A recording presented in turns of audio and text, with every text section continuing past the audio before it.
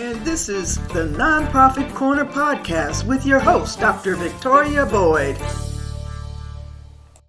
And welcome to another edition of the Nonprofit Podcast with your host, Dr. Victoria Boyd.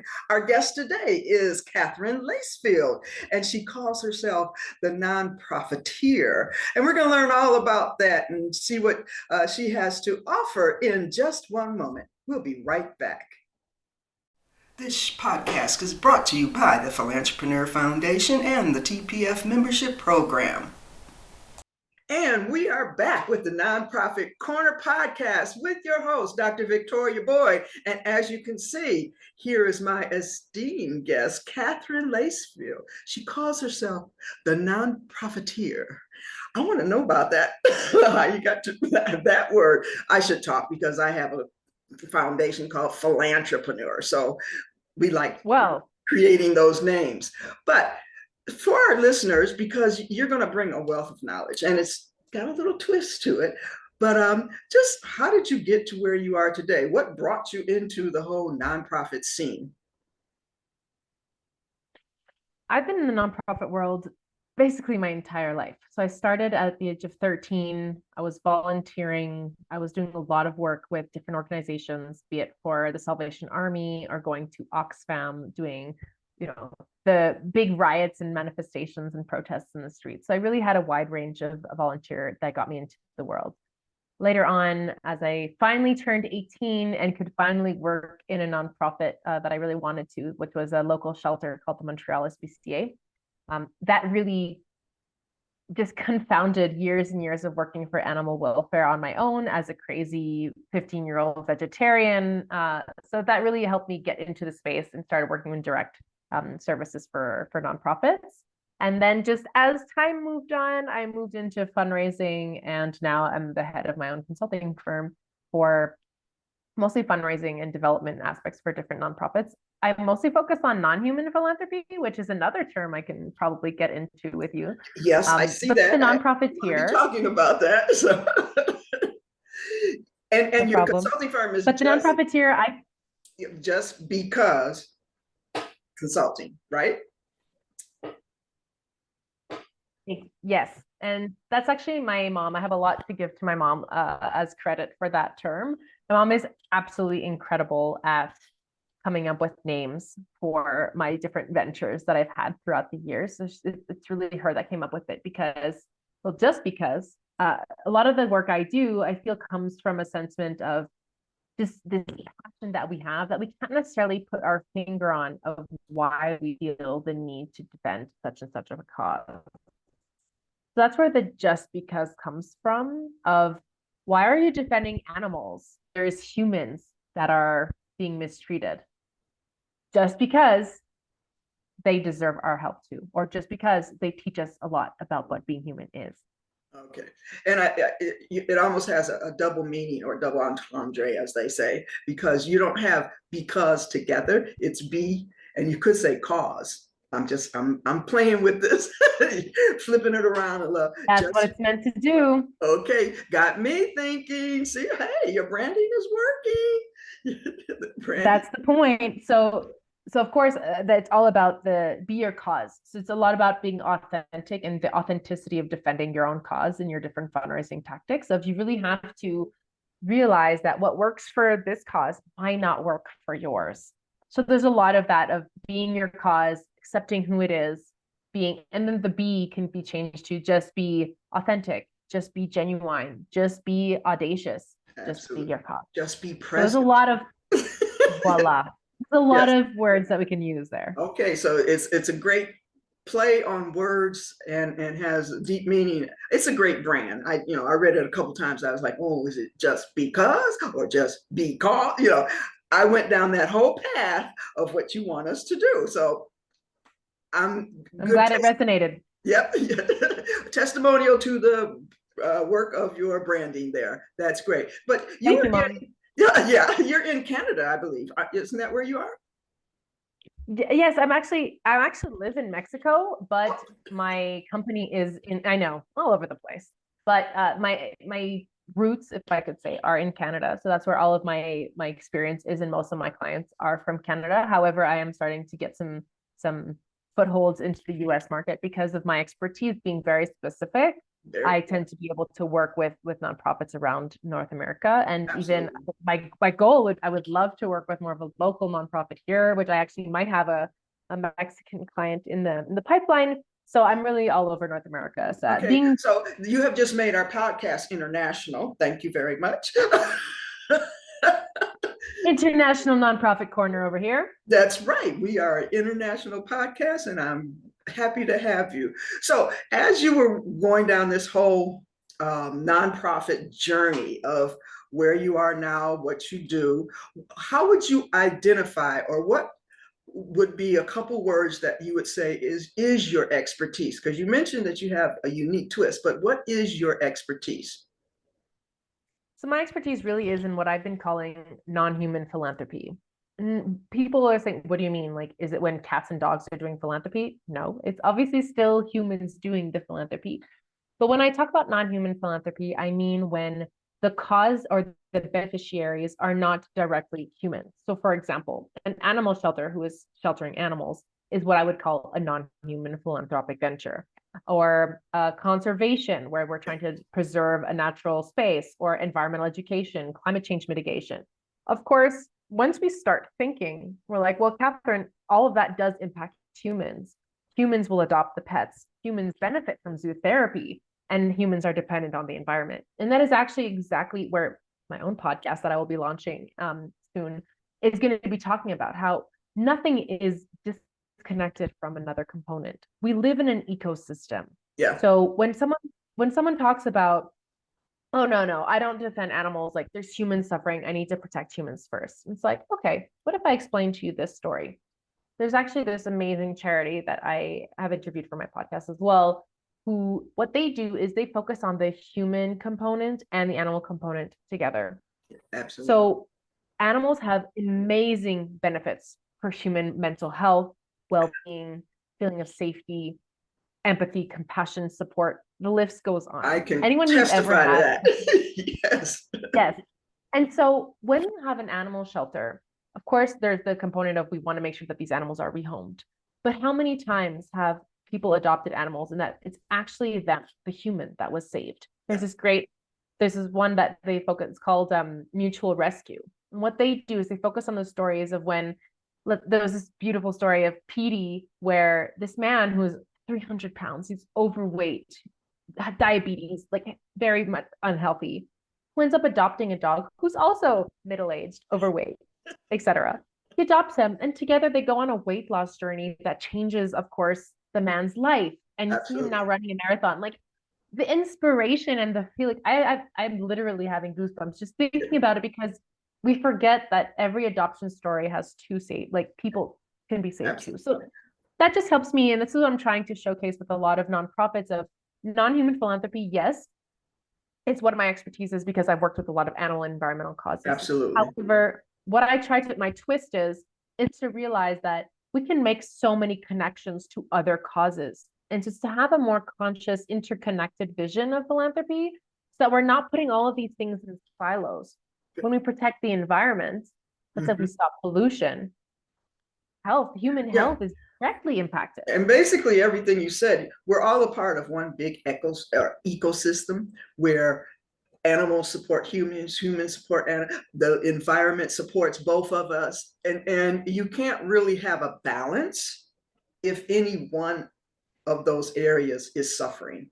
And so within the nonprofit sector, yes, you pick your cause and you pick your focus, but they all benefit humankind, environment, animals, the entire umbrella of what you're doing. I mean, I really love the vision or the perspective that you put on that, because as you said, many people will try to say, well, I only want to help there is no, I only want to, and it's going to spread out. It's a domino effect. There you go. I finally came up with a metaphor. I was like, it's a domino. Precisely. And I find it goes beyond that of I understand also that not everyone can be defending one cause. Like, and not everyone can be defending the same ones. Yeah. Because if everyone was, let's say, just defending, oh no, cancer is a huge problem. We need to, okay, but what about social inequalities? What about diversity? What about climate change? What about poverty? What about mental health? What there's so many, it becomes very overwhelming. So what I often tell people is pick a cause that motivates you, that you can speak about with passion, that gets you excited. And if that is even a very small cause, you're like, well, there's so many more important ones. That's Yeah, fine. but you're the most, exactly, because you're the most important one for those people. Yeah. And there's no one else defending maybe these people or those animals. I tell people you have to have an impact on your pain or your passion. If we all have pain or a passion, and if you feel that you're having an impact, either relieve that pain or promoting that passion, you found your sweet spot. You have found your happy place, and stay there. You know, that's your lane, that's your tribe, that's who you should be with. Okay, we're going to take a real brief break right now, and we will be right back. It's your nonprofit corner. Visit at nonprofitcorner.org. Okay, we are back with the Nonprofit Corner podcast with my special guest, Katherine Lacefield. I'm going to get into some of the questions that you wrote here because they're actually very fascinating. But you put the first thing, philanthropy. Sorry, humans only. Could you sort of explain? I get it, but for our listeners, it's sort of a twist on what actually the definition of philanthropy is. Precisely. So if people know that the actual definition of philanthropy, the Latin roots of the word, so phil is love, and anthropy is anything related to humans. So it's really about love of humans or love of man, capital M. And so if you look at the whole philanthropic landscape of what causes are being defended, which include the environment and animals, then you kind of thinking, so then is that philanthropy? Right. And in Canada in particular, we have a different status of instead of rules and legislation and policies around what is considered charitable or not. And that will impact if you're able to register as a charitable. So in the States, it'd be a 501c, for example, 501c3. However, in Canada, we have charitable status or nonprofit. When you have charitable status, that's when you can give out tax receipts. That's when you can get philanthropic grants. If you just have nonprofit status, you cannot. And so that definition of what is charitable is very important for environmental and causes. Yes. So in the past, and what has been the issue for a lot of animal rights and environmental causes is that the government has said, oh no, sorry, application denied, because you cannot prove that you have a direct impact on humans and their communities. So in Canada, you have to show where you're impacting humans. Okay, good to know. The law hasn't changed. Yes, and the law hasn't changed in over 150 years. There's other laws that are changing and things are starting to change. But the definition of what is charitable, there's three statuses. There's three main categories, which are poverty reduction, education, and religion. So it's very religious, like the old original. Okay, so we can see that those are 150 years old. Okay. Yes.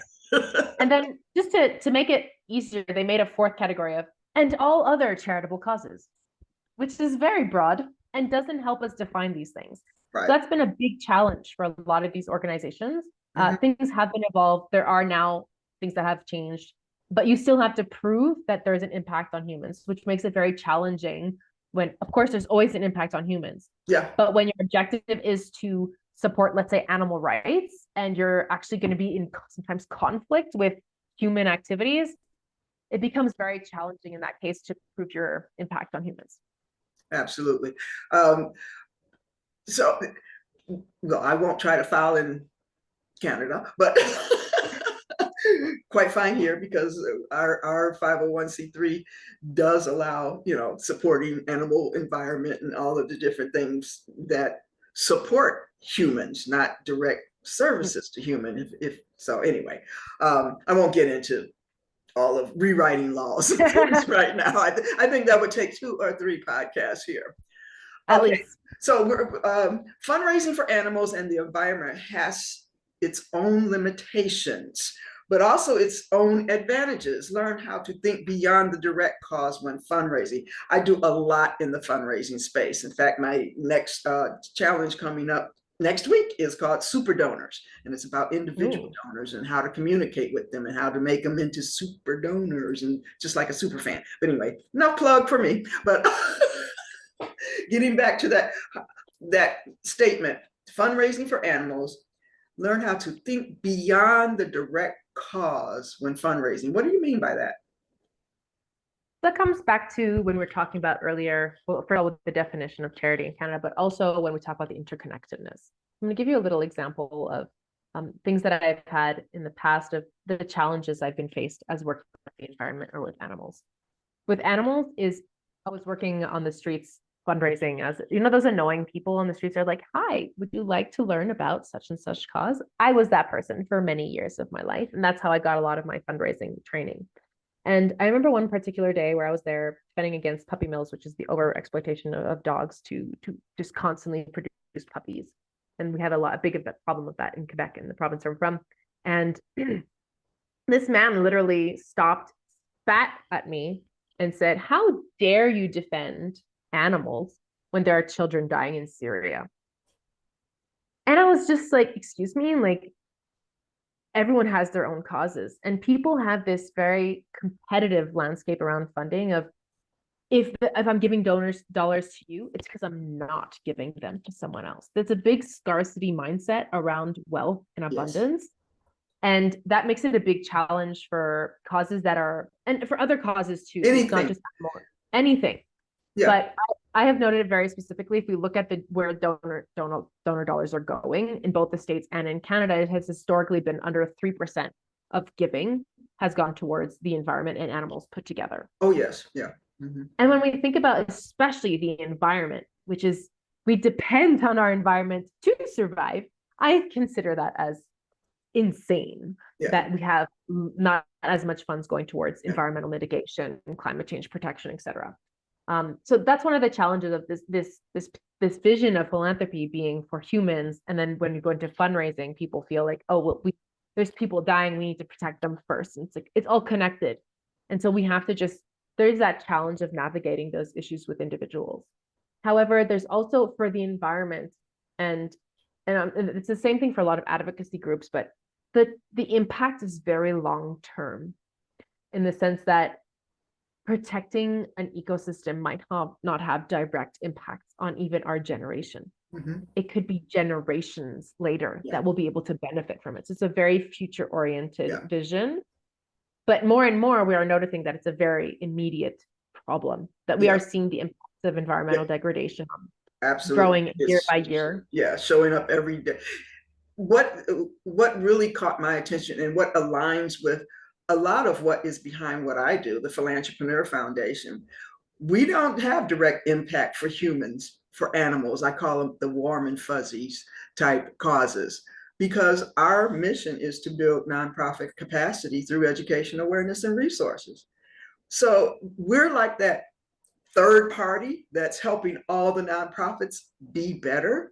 And so our fundings, we just don't get fund donations like that. And so we had to set up a model of social enterprise where we create our own revenue streams. It has worked for 10 years. And people keep saying, well, don't you do fundraisers? No, because that's not our model, because people just don't give to an organization that trains other nonprofits. They feel that they should give directly to that nonprofit. So it's once again, hey, go ahead, jump on in. Because it's interesting because they say they want to support the nonprofit directly. But then when you ask them, okay, well, what they need is fundraising training, they're like, oh, but I don't want to give to that. I want the money to go directly to the cause. And so, but that is going to support their capacity to help more. And there's this mindset that if they're not giving directly to, but that direct organization needs to learn how to manage that money. I go back to the root cause. If you don't know how to manage your money, your mission is not going to go that far. But that's a hard sell. Exactly. Because it's not tangible. Mm-hmm. They can't touch it and feel it. It's not sexy. Yeah, I know. I've never been sexy. No.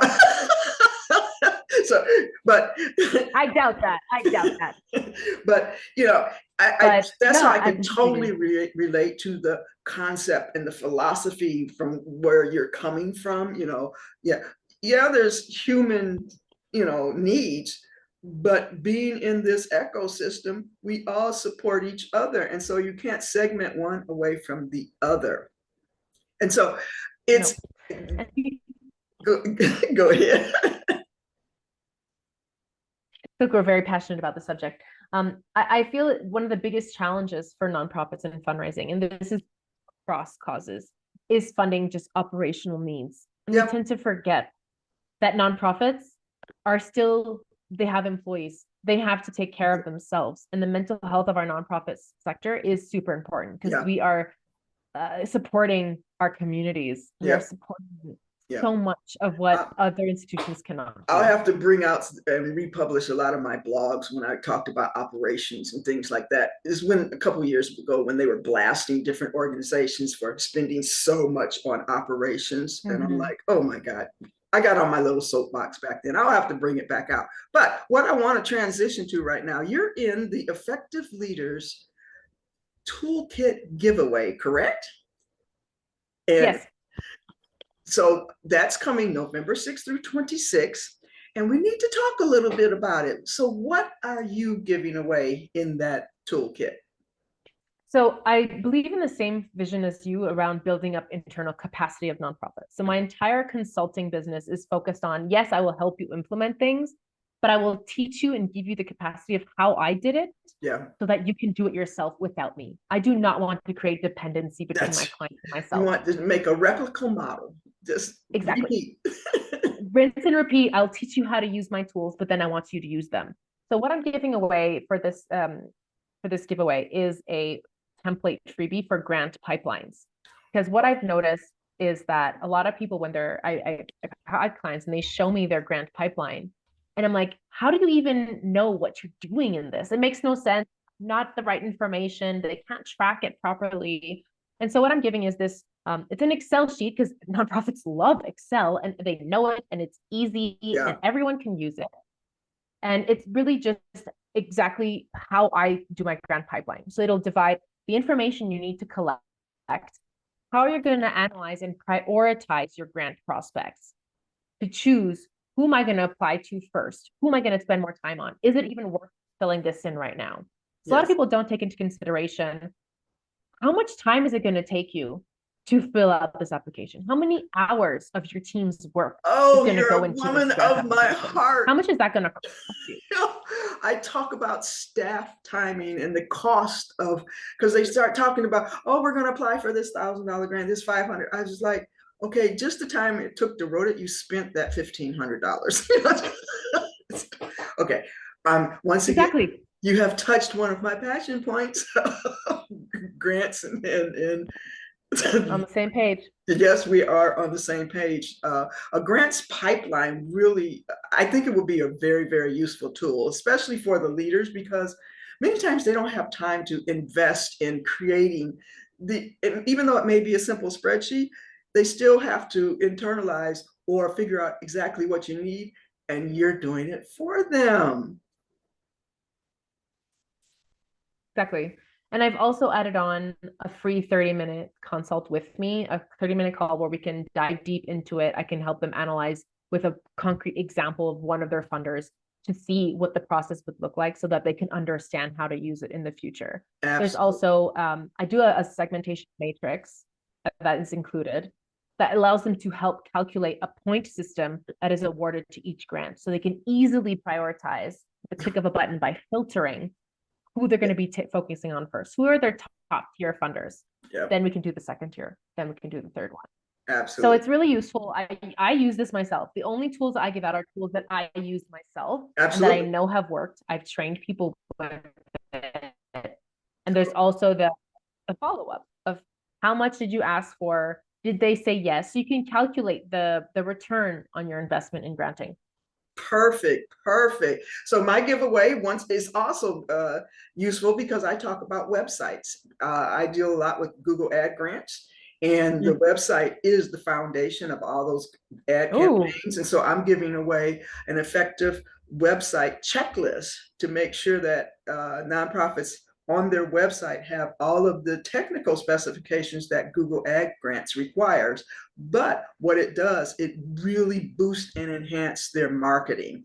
Because, as I say, all roads lead to your website, your social media, email, all of it should be sending people back to your website. And if it's not working for you, then you're losing money every month. Donations, $10,000 in Google grants. And so, once again, I'm giving a practical tool also to our people that come to the Effective Leaders, the Effective Nonprofit Leaders Toolkit. That will be November 6th through the 26th. It has been my pleasure to have you on the show. Do you have any last comments? Give us where they can reach you, your website. Tell us how they can contact you. Yeah, so my name is Katherine Lacefield. I'm very much on LinkedIn. I'm a LinkedIn fanatic. I'm in the middle of building my own website, actually, so that is not there. But definitely follow me on LinkedIn. That is where most of my information is. Katherine Lacefield on LinkedIn, and my podcast will be coming up in January if you want to dive in deeper into the interconnection of different causes. So feel free to follow me to hear more about that. Absolutely. And make sure you connect with me on LinkedIn, because that's where I posted that I will today. Absolutely. We'll become besties on LinkedIn. Okay, this has been Dr. Victoria Boyd, your host for the Nonprofit Corner podcast, and I will see you next time. It's your Nonprofit Corner. Visit at nonprofitcorner.org.